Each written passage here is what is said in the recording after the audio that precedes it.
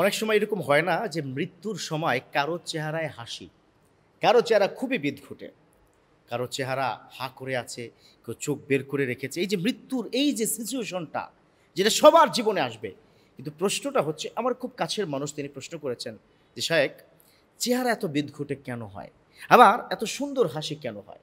অনেক সময় দেখি যার মুখে সুন্দর হাসি, মুচকি হাসি, কিন্তু জীবনে সে ভালো কাজ করেছে কিনা আমার জানা নাই। বা একটা মানুষ আছে না, 5 ওয়াক্ত নামাজ পড়েছে, দান সদাকা করেছে, এরকম তো তাকে দেখি নাই, স্বাভাবিক জিন্দেগি, কিন্তু মুচকি হাসি কেন? আবার অনেককে দেখলাম যে খুব দানশীল, নামাজ পড়তেন, কিন্তু বিদঘুটে চেহারা হয়ে গেছে, এটা কেন? জি, আমি এই বিষয়টা একটু পরিষ্কার করতে চাই। মৃত্যু, মৃত্যু কিন্তু আসবে। আবার রব্বুল আলামিন তিনি বলেন, কুল্লু নাফসিন যায়িকাতুল মাউত সুম্মা ইলাইনা তুরজাউন। ও দুনিয়ার গোলাম, শোনো শোনো, প্রত্যেকটা মানুষকে মৃত্যুর স্বাদ গ্রহণ করতে হবে। সুম্মা ইলাইনা তুরজাউন, যখন সময় ফুরিয়ে যাবে, মৃত্যুর সাথে সাথে আল্লাহর কাছে জানটা চলে যাবে। মৃত্যু হবেই, মৃত্যু তোমাকে পাকড়াও করবেই। মৃত্যুর স্বাদ, মৃত্যুর সিচুয়েশনে ওই টাইমটা যে কত ভয়ঙ্কর হয়, কল্পনা করতে পারবেন না। মৃত্যুর ঠিক পূর্ব মুহূর্তে মানুষের মধ্যে একটা ভয়ঙ্কর অবস্থা তৈরি হয়ে যায়। মালাকুল মাউত যখন চলে আসে, তাকে দেখে অনেকে ভয় পেয়ে যায়। আবার যারা আল্লাহর ওলি, যারা আল্লাহর প্রিয় বান্দা, মালাকুল মাউত ভয়ঙ্কর চেহারায় তার কাছে আসে না। বিশ্বনবী ইন্তেকালের পূর্ব মুহূর্ত অনেক কথা সাইয়েদানা আজরাইল আলাইহিস সালামের কাছে অনেক কথা তিনি বলছিলেন। তো বলল যে, তুমি যখন মানুষের কাছে, আমার যারা উম্মত আছে তাদের কাছে গিয়েছো, বা ইতিপূর্বে যাদের কাছে গিয়েছো, কোন চেহারায়, পাপী বান্দাদের সামনে কোন চেহারা? বিশ্বনবীর চোখটা বন্ধ করতে বললেন, তিনি চোখটা বন্ধ করলেন। জিবরিল আমিন উল্টো দিকে ঘুরে বিশ্বনবীর দিকে ভয়াবহ সেই ভয়ঙ্কর চেহারা যখন দেখলো, বিশ্বনবীর ভয় পেয়ে গেলেন তিনি। হঠাৎ করে বিশ্বনবীর এই ভয়ের কারণে তিনি তার চেহারার পরিবর্তন করলেন। এত ভয়াবহ চেহারা কিন্তু হবে, আর এই ভয়াবহ চেহারা দেখলে মানুষ তো এমনিতেই ভয় পেয়ে যায়, আর তখন নিঃস্ব, অসহায়, তার চাইতে অসহায় আর কেউ থাকে না। এখন প্রশ্ন হলো যে, মানুষ কি কখনো ভালো কাজ ঠিকঠাক মতো করতে দেখি নাই? এমন না যে সে বিশাল আল্লাহ ওলি, পাগড়ি পরে আছে, মসজিদের খতিব, বা হজে গিয়েছে, দানশীল মানুষ, পরোপকার মানুষ, এটা দেখি নাই। স্বাভাবিক জীবনযাপন দেখেছি, কিন্তু মৃত্যুর সময় মুচকি হাসি, মনে হচ্ছে মানুষটাই এখন হাসছে। কেন হয়েছে? এটার কিছু বিষয় আছে, মনে রাখবেন। একটা জাহার আর একটা বাতেন, একটা হচ্ছে জাহের আর একটা হচ্ছে বাতেন। প্রকাশ্য ইবাদত কিছু রয়েছে, একটা গোপনীয় কিছু ইবাদত রয়েছে।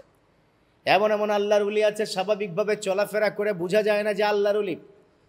রাত্রিকালীন সময়, তাহাজ্জুদের সময় তিনি সিজদা অবনত হয়ে আল্লাহর কাছে কান্না করে, আর আল্লাহর প্রিয় বান্দা হয়ে যায়। এরকম আছে। কারণ কি জানেন? সবচেয়ে সঠিক, পিওর, সত্য, নিষ্ঠা যে কাজগুলোর মধ্যে রয়েছে, সেগুলো কিন্তু গোপনীয় ইবাদত। যেমন রমজান মাস, রমজানের রোজা রাখা, এটা কিন্তু গোপনীয় ইবাদত। এই গোপন ইবাদতের মধ্যে আল্লাহ পাক পিউরিটি কি রেখেছে। আপনি সাহারির সময় সাহারি গ্রহণ করলেন, কিন্তু আপনি গোপনে দুপুরবেলার খাবার খেলেন না, তার মানে আপনার রোজা হয়ে গেছে। এই জন্য রমজান মাসের সোয়াবটা আল্লাহ নিজের হাতে দিবে।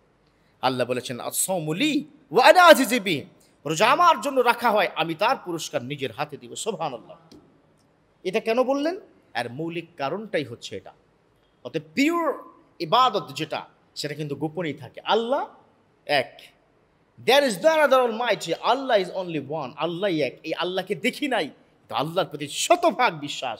এটাই হচ্ছে গোপনীয়তার পাওয়ার, বাতিনের পাওয়ার। সো একটা মানুষ হয়তো প্রচুর দানশীল ছিল না, স্বাভাবিক জিন্দেগি, মুচি ছিল, মুচি, রিক্সা চালক ছিলেন তিনি, 5 ওয়াক্ত নামাজ পড়তেন, কিন্তু প্রকাশ্যে তিনি ওই ইবাদতগুলো করতেন না। গোপনে তিনি আল্লাহর নাম জপতেন, রিক্সা চালাতেন, আল্লাহর প্রতি তাওয়াক্কুল করতেন, ইস্তেগফার পড়তেন, দুরূদ শরীফ পড়তেন, তাহাজ্জুদ কাজা করতেন না। তাহাজ্জুদের সময় উঠে এমনভাবে কান্না করতেন, ওই লোকটা যে কোন ফাঁকে আল্লাহর প্রিয় বান্দা হয়ে গেছে আমরা কেউ টের পাইনি। ওই মানুষটার মুখে মুচকি হাসি ছিল। আবার কিছু মানুষ ছিল, নামাজ পড়তেন, হজে গিয়েছেন, দান সদাকা করতেন, অন্যের উপকার করতেন, কিন্তু প্রত্যেকটা কাজের মধ্যে অহংকার ছিল। এরকম আছে না? নাই? আছে না? ভয়ঙ্কর। প্রত্যেকটা কাজের মধ্যে এত ভয়াবহ অহংকার ছিল। নামাজ পড়তেন, সে মসজিদের সভাপতি, সামনে তার জন্য কি একটা জায়নামাজ রাখতে হবে, যেটা ইসলাম সম্পূর্ণ নিষেধ করেছে। নামাজ পড়তেন, ডান পাশে তার জন্য একটা চেয়ার রাখতে হবে, কারণ সে এলাকার হোমরা চোমরা বা মসজিদের বড় দানশীল। আমাদের দেশে দেখবেন মসজিদের বড় দানশীলরা নামাজ পড়ুক কিংবা কি না পড়ুক, ওই মসজিদের সেক্রেটারি, ওই মসজিদের সভাপতি, ওই মসজিদের কেশিয়ার। তাহলে সবাই দেখতেছে সে নামাজ পড়ছে, কিন্তু নামাজের মধ্যে অহংকার ছিল, ওই নামাজ আল্লাহ কবুল করে। এবং সে হজে গিয়েছে, এসে আল হাজ লাগিয়েছে, হজ করেছে ঠিকই, কাবাগর ছুঁয়েছে, তাওয়াফ করেছে, সব করেছে, তো আল হাজ ছাড়া কোনো প্রোগ্রামে যদি কেউ আল হাজকে লেখে নাই, ওই তোর প্রোগ্রামে যাবই না, এরকম আছে না? অনেক আছে। সো সেক্ষেত্রে প্রত্যেকটা, সে রোজা রেখেছে, সে জাকাত দিয়েছে, বিশাল মাইকিং করেছে, আহা লম্বা সিরিয়াল, শত শত মানুষ তার বাড়ির সামনে, জাকাত তিনি দিয়েছেন। এই যে প্রকাশ্য ইবাদতগুলো তিনি করেছেন ঠিকই, আপনারা দেখেছেন ঠিকই, তো আল্লাহ তার কোনো ইবাদত কবুল করে নেওয়ার মূল কারণ হচ্ছে লোক দেখানো তিনি ইবাদত করেছেন। অতএব এটা ভাবার কোনো সুযোগ নেই লোকটা এত দানশীল ছিল, এত নামাজি ছিল, কিন্তু সে লোকটা কেন মুখটা কালো হয়ে গেছে? মৌলিক কারণ কি বুঝতে পেরেছেন? তার দোয়া আল্লাহ কবুল করে নাই, কোনো ইবাদত কবুল করে নাই, যার কারণে মৃত্যুর সময় সে প্রচণ্ড যন্ত্রণা পেয়ে কিন্তু মৃত্যুবরণ করেছে। অতএব কারো আমল দেখে বিশাল ভালো বলা, আরেকজন স্বাভাবিক জীবনযাপন দেখে তাকে পাত্তা না দেওয়া, এটা করা যাবে না। তবে প্রকাশ্যে দিবালোকে কোনো মানুষ যদি পাপ করে, অন্যায় করে, সেটা যদি প্রমাণিত হয়, তাকে ভালো বলার কোনো সুযোগ নাই। আল্লাহ পাক আমাদের বোঝার তৌফিক দান করুক।